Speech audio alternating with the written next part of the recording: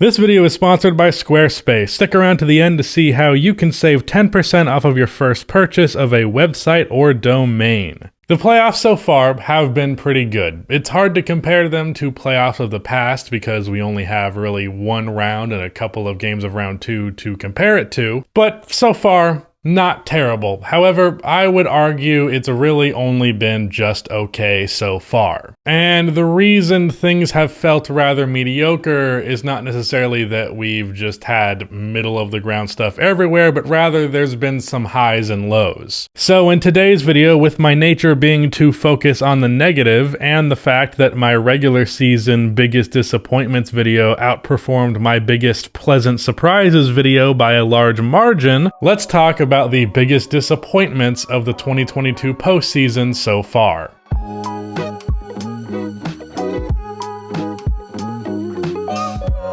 Before I continue on with this video, if you have not already, please be sure to subscribe to this channel for high quality NBA and NBA playoff content, and go subscribe to my second channel where I am doing post-game recaps pretty much every day for whatever happens in the playoffs, so I cover all of my bases over there. Less high quality, but it's covering more ground. I'm trying to hit 100K over there, and I'm not too far from that goal, so your subscription would be much appreciated. Also drop a like on this video. It only takes 1 second and makes a massive difference in how the video performs in the YouTube algorithm. Now, I'm sure a lot of you are thinking, why not save this video for the end of the 2022 playoffs? Well, there's really 3 reasons. 1, I feel like there's already been plenty of disappointing things in the playoffs to fill up this video, and 2, once the playoffs are over, people move on really quickly in my experience, so I usually try to focus on off-season content rather than playoff content once everything is all said and done, and 3, it's my channel and I can do what I want.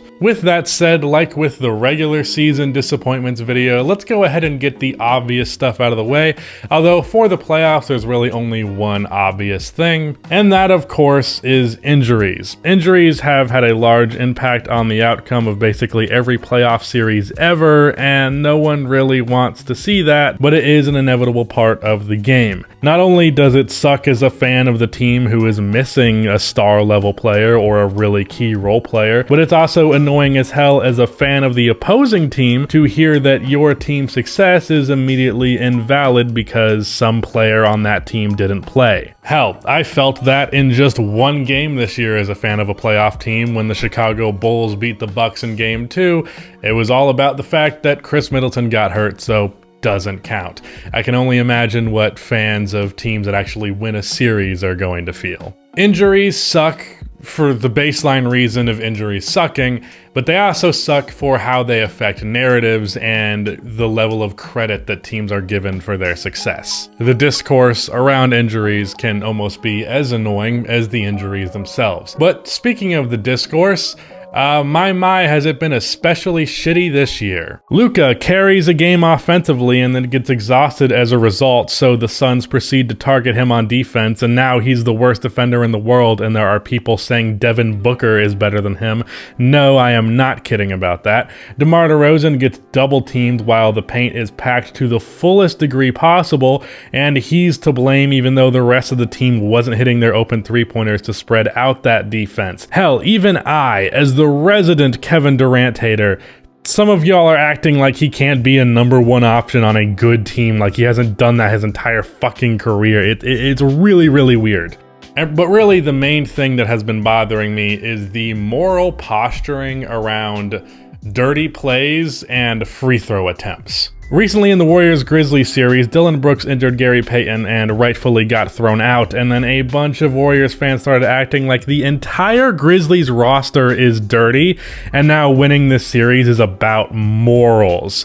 And then Grizzlies fans were replying like, what about the Draymond thing? And now this shit isn't even about basketball anymore, we're all hung up on this bullshit. I'm not saying these things don't deserve to be talked about, but the moral posturing and the way that it has dominated the discourse when it should really just be a small part of it has been rather annoying. And then similarly, for the free throw thing, the entire Raptors versus Sixers series had nothing to do with basketball. It was all about free throw discourse and players being ethical hoopers, which I realize it's a term that most people say ironically, but genuinely people might as well say that shit the way they talk about James Harden and Joel Embiid. Of course, because these two get to the line a lot, people were saying the shit was rigged and unfair and not the way basketball should be played, and you've heard it a million times. And Raptors fans were acting like the team wasn't fouling when there were some very clear and blatant fouls in there. I realized there were some ticky-tack stuff, but they were acting like they weren't touching them when they very much were. It was just a nightmare, and it made what would have otherwise been a pretty decent and entertaining series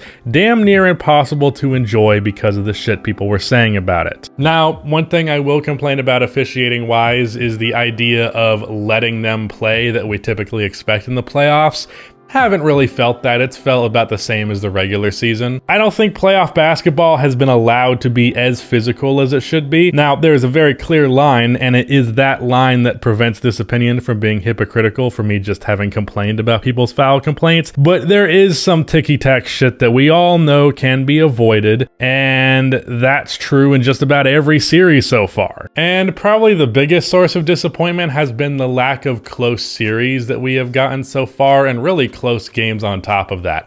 Now, I realize that we are in the second round and things are only going to get closer as they proceed, but even comparative to other years in the first round and going into the second round, we've seen closer games and closer matchups. There was not a single 7-game series in round 1, and not only that, there were just as many series that ended in less than 6 games than actually reached at least 6 games. Last year, we had a great 7-game series with the Clips and the Mavericks. In the bubble, we had Houston versus OKC and Denver versus Utah. And though it was just 6 games, another really great Clippers versus Mavericks series. And I think the thing that makes this feel especially shitty is that it's not for a lack of potential. There were a lot of first-round matchups that had potential to be great series and just didn't. Celtics versus Nets is the most obvious one among them. Wolves versus Grizzlies started off in a way that suggested it could potentially be an all-time first-round matchup, and then it just kind of fizzled out.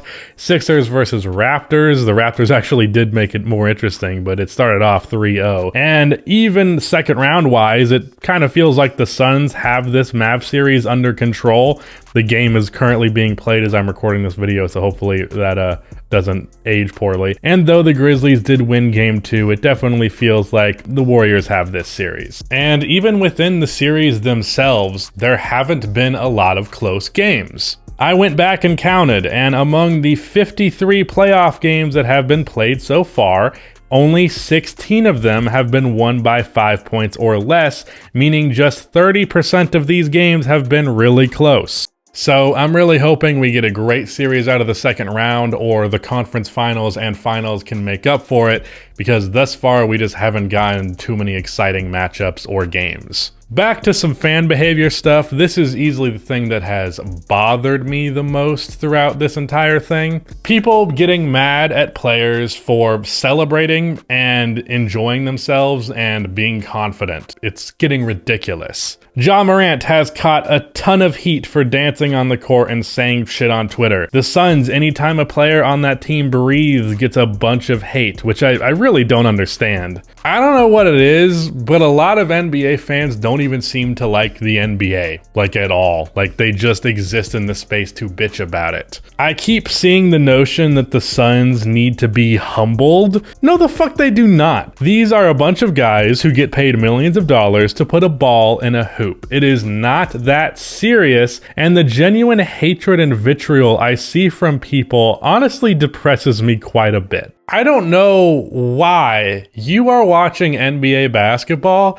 if every time a player shows a hint of personality, you persecute them for it.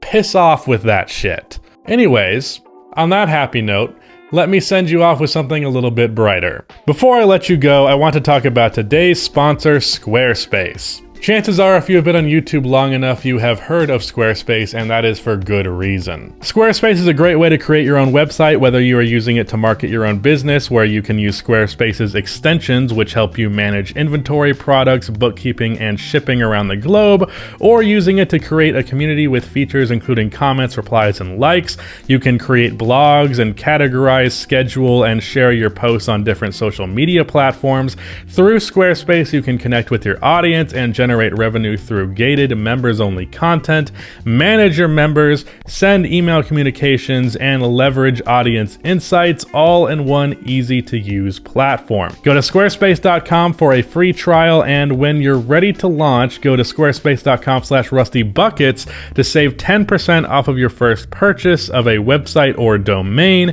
Again, that is squarespace.com/rustybuckets to save 10% off of your first purchase of a website or domain. Thank you to Squarespace for sponsoring this video, and shout out to Rudy for editing this video. But that is the end of this video. Please be sure to like and subscribe for more NBA content like this, and cue the outro music.